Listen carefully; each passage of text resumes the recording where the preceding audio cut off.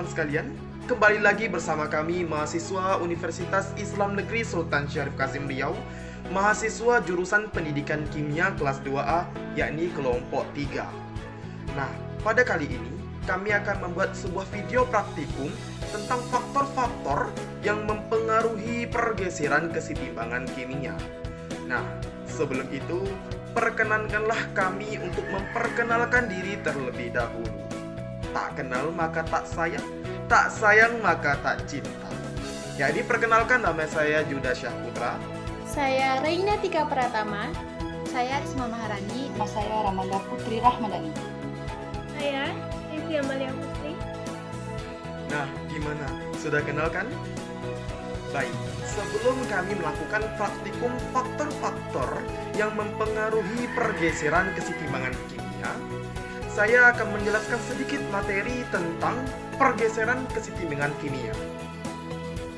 Nah, kesetimbangan kimia adalah keadaan reaksi bolak-balik di mana laju reaksi reaktan dan produk sama dan konsentrasi keduanya tetap.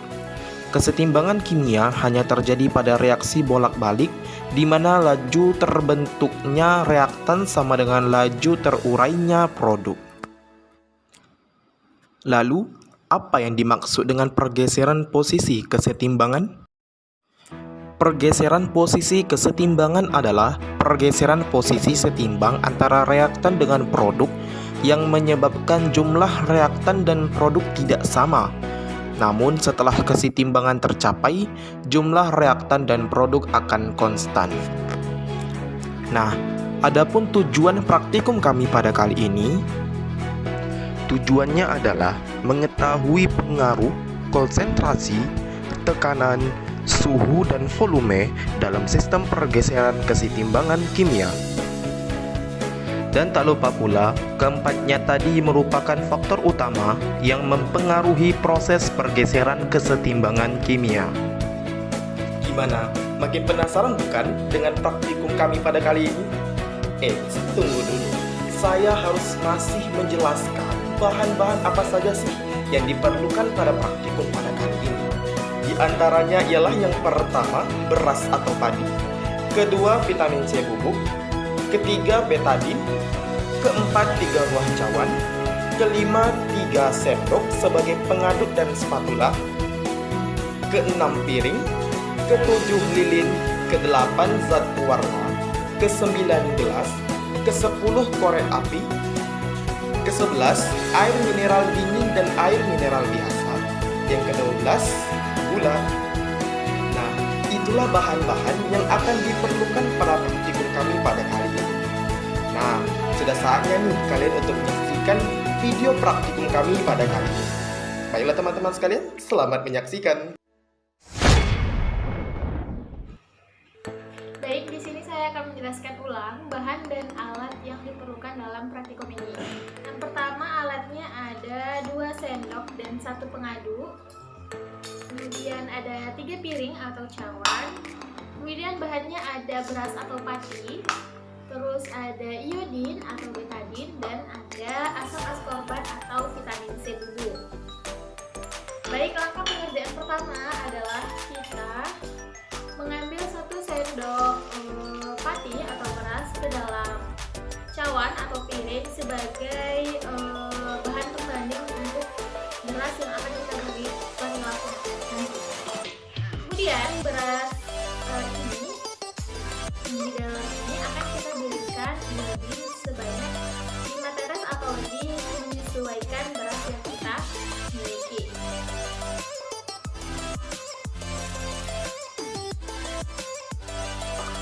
Kemudian kita aduk. Kita berikan lagi.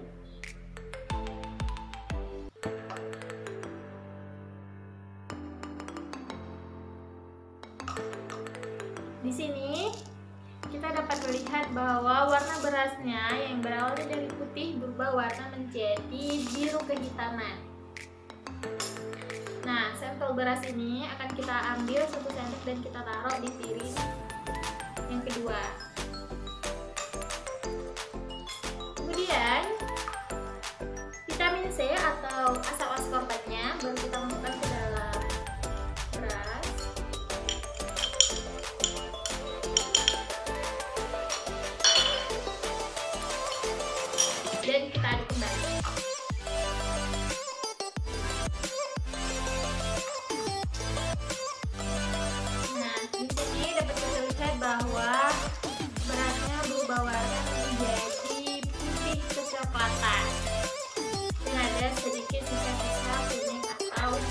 sisa-sisa dari vitamin C-nya. Kemudian kita ambil 1 sendok juga untuk menjadi bahan pembanding dari ketiga beras tadi. Baik, langsung saja ke pembahasannya. Oke, langsung saja kita masuk ke dalam pembahasan atau kesimpulan dari ketiga beras ini. Ada cawan pertama berisi beras atau pati yang tidak diberi perlakuan apapun sebagai pembanding atau variabel kontrol. Sedangkan pada piring kedua atau cawan kedua berisi beras yang diberi iodin. Hal ini membentuk reaksi antara pati dan iodin membentuk kompleks pati iodin yang berwarna biru kehitaman. Reaksi ini sudah dianggap berada pada kondisi kesetimbangan. Dan pada piring terakhir atau cawan ketiga terdapat sistem kesetimbangan pati, iodin, dan kompleks pati iodin yang ditambahkan asam askorbat. Asam askorbat ini bereaksi dalam iodin dan dalam sistem kesetimbangan beras membentuk asam dehidroaskorbat yang berwarna kecoklatan. Karena iodin bereaksi dengan asam askorbat, konsentrasi iodin dalam kesetimbangan menjadi berkurang. Hal ini menyebabkan kesetimbangan bergeser ke arah reaktan, yaitu pati yang berwarna putih. Sedangkan warna kuning merupakan sisa vitamin C atau asam askorbat yang belum bereaksi dengan iodin.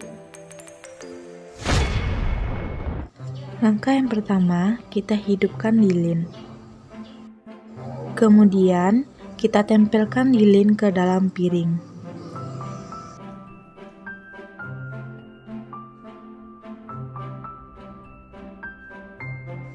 Selanjutnya, masukkan air warna ke dalam piring.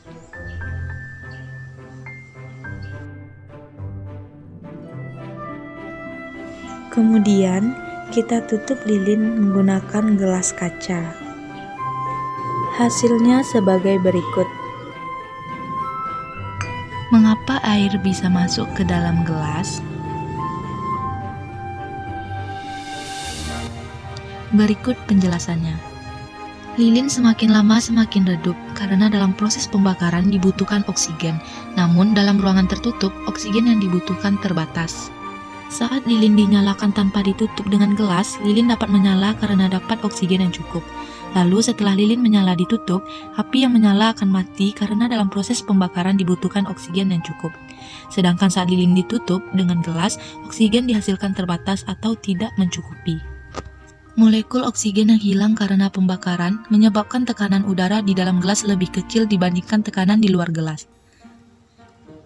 Lalu tekanan mengalir dari luar ke dalam karena tekanan di luar lebih besar daripada di dalam gelas, sehingga menyebabkan air yang ada di sekitar gelas terhisap masuk ke dalam gelas. Pertama, siapkan wadah. Lalu, masukkan air biasa ke dalam wadah.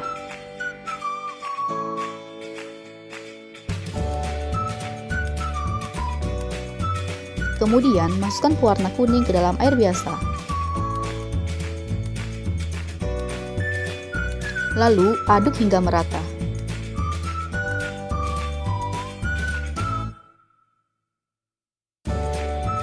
Kemudian, masukkan 1,5 sendok makan gula ke dalam wadah berisi air biasa.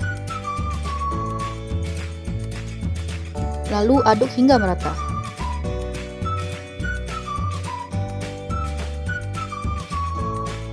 Kemudian, masukkan larutan air biasa ke dalam botol kaca.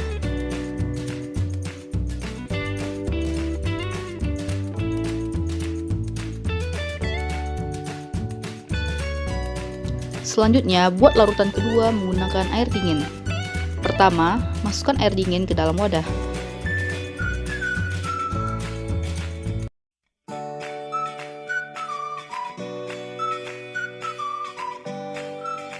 Selanjutnya, masukkan pewarna hijau ke dalam air dingin. Lalu, aduk hingga merata.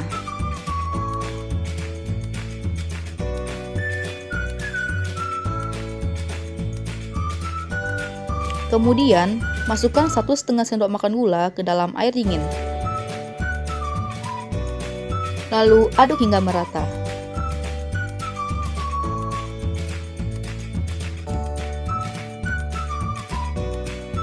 Selanjutnya, masukkan larutan air dingin ke dalam botol kaca.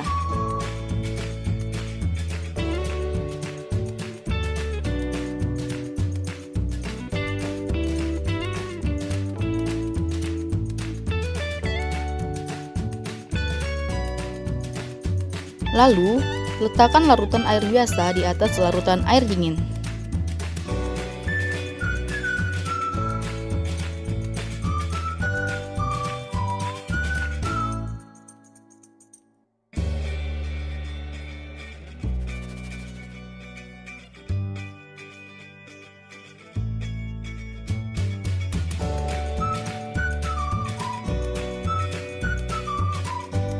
Tunggu beberapa detik, lihatlah apa yang terjadi.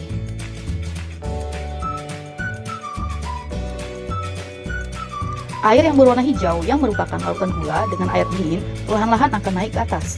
Kesetimbangan dipengaruhi oleh suhu, di mana di percobaan kali ini air berwarna hijau bersifat endoterm, sedangkan air berwarna kuning bersifat eksoterm. Larutan berwarna hijau suhunya diturunkan, sehingga larutan hijau yang bersifat endoterm akan bergeser atau bergerak ke larutan berwarna kuning yang bersifat eksoterm.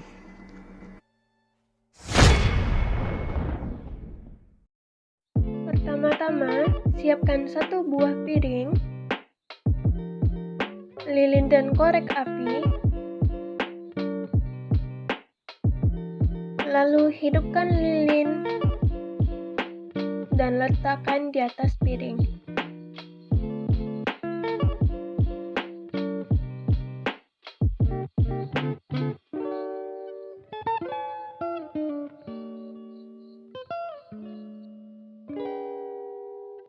Kemudian langkah kedua, masukkan air berwarna ke dalam piring.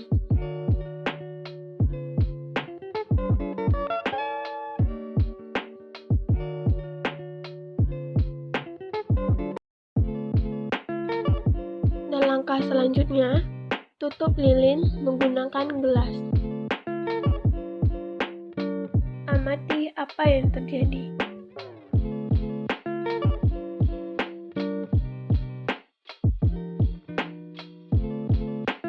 Dapat dilihat bahwa air yang semula memenuhi permukaan piring dapat masuk ke dalam gelas karena adanya tekanan yang besar. Nah, volume yang awalnya membutuhkan banyak uang, tapi akhirnya karena ada tekanan yang besar, maka dapat memperkecil volumenya. Mengapa air yang sebelumnya membutuhkan ruang yang lebih besar dapat masuk ke dalam ruang yang lebih kecil? Jadi, faktor volume adalah kebalikan dari faktor tekanan, di mana saat tekanan besar, maka volume akan diperkecil, dan bila volume besar, maka tekanan akan diperkecil. Pada saat air dituang ke dalam piring, maka air akan memenuhi ruang yang ada tanpa adanya tekanan. Kemudian, lilin ditutup dengan gelas kaca dan menyebabkan adanya tekanan yang besar sehingga air masuk ke dalam ruang yang lebih kecil. Dan jawaban dari pertanyaan tersebut adalah air dapat masuk ke dalam ruang yang lebih kecil dikarenakan adanya tekanan yang besar. Nah, gimana? Sudah paham bukan tentang faktor-faktor yang mempengaruhi pergeseran kesetimbangan kimia? Sekian dulu praktikum kami pada kali ini. Mohon maaf jika terdapat kesalahan pada praktikum kali ini, dan kami ucapkan ribuan terima kasih kepada teman-teman sekalian yang sudah menyaksikan video kami. Sekian terima kasih. Assalamualaikum warahmatullahi wabarakatuh.